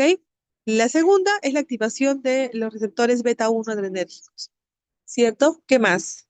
Falta uno.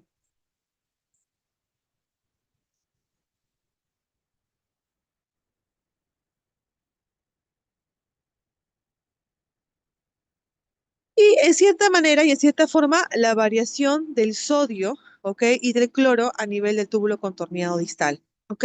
En cambio, ¿qué hace la mácula densa? ¿Cuál es la función de la mácula densa? La función de la mácula densa, chicas o chicos, solamente es la secreción. O sea, lo que hace es censar. Censa a nivel del túbulo contorneado distal el cloro. Y al censarlo, o lo sensa, ve que va a haber que hay algún tipo de alteración, una disminución, cuando hay una disminución de la presión arterial, y va a estimular a que las células juxtaglomerulares generen gran cantidad de renina. Y al final, si secreta renina, activa el sistema renina-angiotensina-aldosterona y favorece la reabsorción de sodio y de agua. Entonces, en resumen, ¿qué ocurre?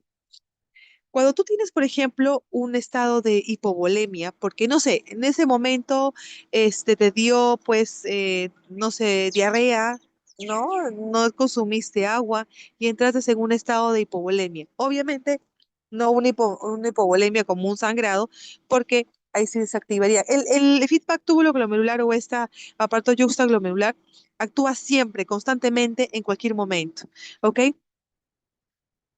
Entonces, cuando tú tienes, por ejemplo, eh, una hipovolemia o disminución del sodio y del cloro, esta hipovolemia va a ser sensado, o sea, va a ir menor cantidad de volumen sanguíneo a la arteriola aferente, al glomérulo y a la arteriola eferente, ¿ok?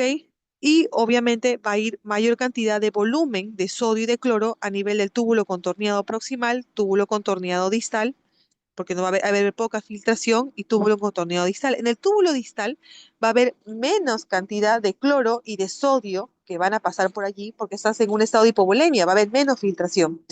Entonces, cuando ingresa o cuando llega menos cantidad de cloro, eso va a ser sensado por la mácula densa, ¿ok? La mácula densa lo que va a hacer es sensar y va a activar mediante unos transmisores, ¿ok? La activación de las células yuxtaglomerulares. Y esto va a activar y generar que se libere renina. Esta renina lo que va a hacer es activar el sistema renina-angiotensina-aldosterona. Y la aldosterona va a reabsorber sodio y agua a nivel del túbulo contorneado distal, ¿ok? Y a la vez es angiotensinógeno 2, porque se va a generar renina-angiotensina-aldosterona. La angiotensina 2 va a ser un potente vasoconstrictor a nivel de la arteriola eferente. De tal forma que si yo tengo un vasoconstrictor a nivel de la arteriola eferente, que es la salida, ¿ok? Va a favorecer a mayor presión intraglomerular y mejor filtración. Sé que es un poco complicado explicárselos si no se persona con pizarra, pero ya poco a poco iremos explicando lo menos a los del grupo. Entonces, esa es la función básicamente del sistema, la mácula densa y el aparato yuxtaglomerular. Caso contrario es, por ejemplo, cuando tú tienes o ese día comiste, no sé, una comida muy copiosa, con mucha sal, una parrilla, qué sé yo, mi volumen, ¿ok? Mi volumen plasmático renal va a ser mayor, porque obviamente voy a restringir sodio y agua, voy a tener mucho mayor volumen. Y va a haber más cantidad de volumen que va a llegar a nivel de la arteriola, perdón, a nivel va a haber mayor filtrado glomerular y va a haber mayor cantidad de volumen que va a ingresar a la arteriola aferente. Entonces, obviamente, si aumenta mi volumen, voy a tener más filtrado y me voy a deshidratar más, y eso que he consumido mucha cantidad de sal.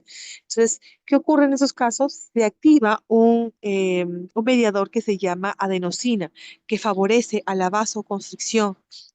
Esa vasoconstricción va a ser muy importante porque esta adenosina favorece a que disminuya el diámetro de la arteriola aferente y de esa manera no aumenta la presión intraglomerular y genera prostaglandina que va a disminuir también la vasoconstricción, o sea, va a dilatar la arteriola eferente, de tal forma que el filtrado glomerular va a regularse. Entonces, esta vasoconstricción y vasodilatación entre la arteriola aferente y eferente es muy importante para mantener una tasa de filtración glomerular de 125 mililitros por minuto. ¿Ok?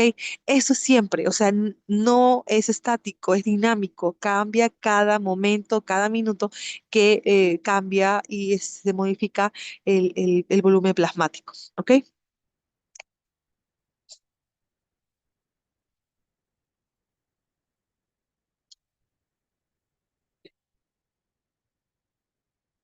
Bien.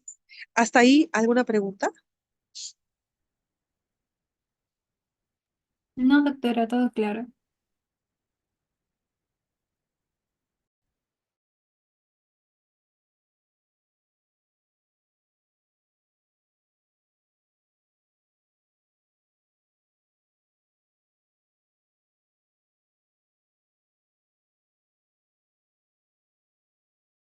Espérenme, por favor, un minutito.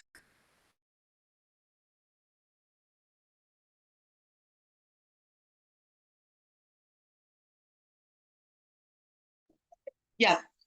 En el túbulo colector, existen dos células principales que van a secretar principalmente, reabsorben sodio y cloro, ¿ok? Y secretan potasio. Básicamente es función de la aldosterona, donde va a actuar la aldosterona, ¿ok? Y segundo es que va a generar reabsorción de agua en presencia de la hormona antidiurética. Cuando hablamos del túbulo colector, decimos que al final va a generar la orina, va a reabsorber sodio y cloro urinario en menos de 1.000 equivalente por litro, y es muy poco porque la mayor cantidad es en el proximal. Reabsorbe agua y urea dependiendo de la hormona antidiurética y la orina diluida a concentrada. Y tenemos las células, por ejemplo, intercaladas, que vamos a toda esta función es de las células principales. Y las células intercaladas básicamente pueden ser tipo A, que se encargan más que todo de mantener la homeostasis base, ¿no? Las de tipo A van a secretar hidrogeniones y reabsorber potasio y bicarbonato, y las del tipo B van a secretar bicarbonato y reabsorber potasio e hidrogenio, al revés, ¿ok? Y van a favorecer la reabsorción y la secreción de potasio. Esa es la función de la hormona antidiurética. En ausencia de la hormona antidiurética, vamos a tener gran volumen de orina diluida, y en presencia de hormona antidiurética va a favorecer también a la pequeño volumen de orina concentrada. Entonces, ¿qué ocurre acá? ¿Qué ocurre acá? Que, por ejemplo, no, voy para allá. ¿Qué ocurre? Que nosotros tenemos la hormona. ¿Alguien quién sabe dónde se secreta, dónde se produce la hormona antidiurética?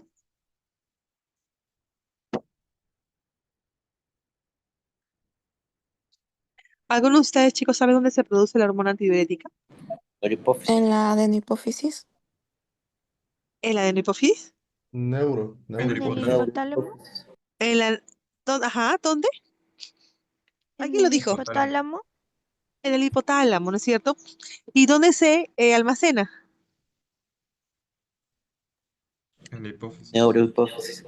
En la neurohipófisis. Entonces, la hormona antidiurética básicamente actúa en el túbulo colector, en el túbulo distal terminando y el túbulo colector. Lo que va a favorecer básicamente va a tener la homeostasis del agua. Entonces, cuando tú tienes, por ejemplo, la hormona antidiurética está presente, tú vas a reabsorber gran cantidad de agua, ¿ok? Gran cantidad de agua a nivel del túbulo contorneado, del túbulo colector. Entonces, si reabsorbes gran cantidad de agua, y hablamos de reabsorción del túbulo hacia los vasos sanguíneos, la orina no va a tener gran cantidad de agua, va a tener más cantidad de soluto. Entonces, una orina concentrada. Pero cuando tenemos ausencia de esta hormona antidiurética, es decir, no estamos reabsorbiendo del lumen tubular hacia los vasos, voy a favorecer a que la orina salga diluida, no se está reabsorbiendo agua, se diluye, se diluye, se diluye, y pues sale con gran concentración de agua y menos concentración de soluto, obviamente, porque está diluida. Entonces, hay ciertas patologías que me pueden generar esa alteración en la hormona antidiurética. ¿Alguien sabe cuál es? El SIJA. El CIJAT, ¿no es cierto? ¿Qué ocurre en el CIJAT? Que es la secreción inapropiada de la hormona antidiurética. Hay gran cantidad o mucha cantidad o poca cantidad de hormona antidiurética. Aumenta. Ya. Y si aumenta mi antidiurética, ¿cómo está mi orina?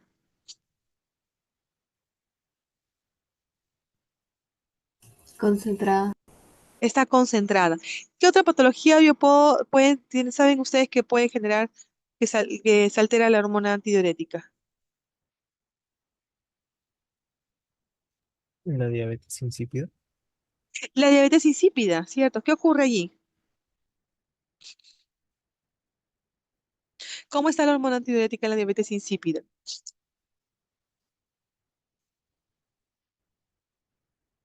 Está disminuida. ¿Ya? ¿Qué más?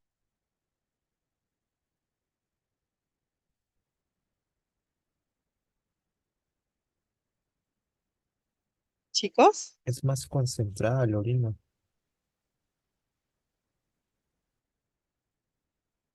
¿Me escucho?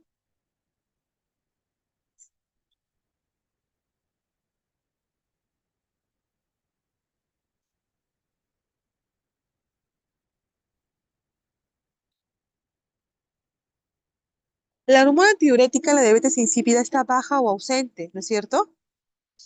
Y eso puede ser porque el hipotálamo no está produciendo o no liberan suficiente antidiurética de la hipófisis posterior. Entonces, ¿qué ocurre? Que los riñones no pueden retener el agua y se va a eliminar, ¿ok? Y se produce mucha orina diluida. Entonces, un caso importante de la CIJAT, cuando la hormona antidiurética está aumentada y la diabetes insípida, que puede estar disminuida. Ahí hablamos ya de diabetes insípida nefrogénica, de diabetes central. Pero básicamente, las funciones de riñón son esas. Eh, no sé si tienen, por favor, alguna pregunta. Es un poco tediosa la clase, y es imposible que salgan en una sola clase, pero todos si tienen alguna pregunta, alguna duda.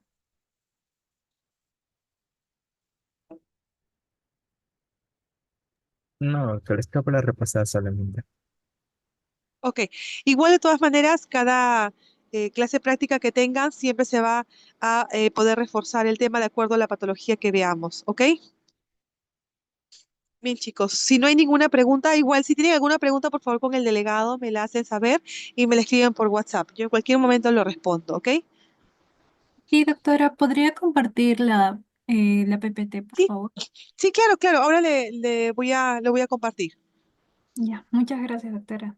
Ya, Hasta luego. listo. Cuídense. Muchas gracias, doctora. por la clase. doctora. Gracias, doctora. Gracias, doctora.